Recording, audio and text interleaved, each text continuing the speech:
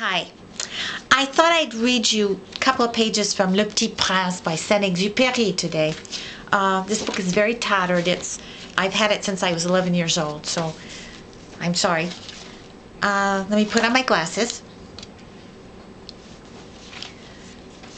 Lorsque j'avais 6 ans, j'ai vu une fois une magnifique image dans un livre sur la forêt vierge qui s'appelait Histoire vécue.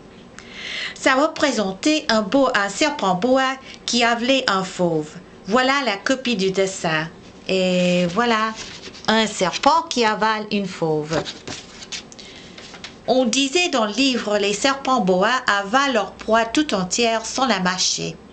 Ensuite, ils ne peuvent plus bouger et ils dorment pendant les 6 mois de leur digestion.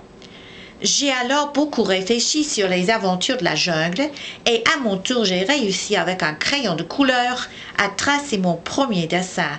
Mon dessin numéro 1, il était comme ça, un chapeau.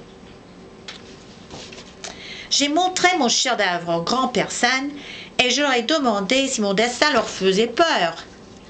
Ils m'ont répondu, pourquoi un chapeau ferait-il peur? Mon dessin ne représentait pas un chapeau. Il représentait un serpent boa qui digérait un éléphant.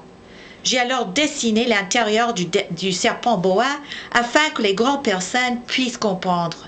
Elles ont toujours besoin d'explications. Mon dessin numéro 2 était comme ça.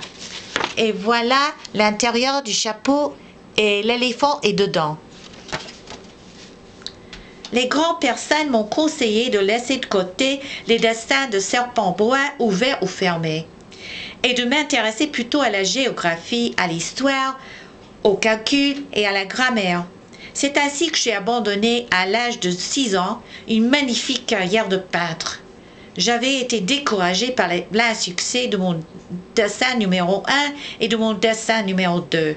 Les grandes personnes ne comprennent jamais rien toutes seules. Et c'est fatigant pour les enfants de toujours et toujours leur donner des explications.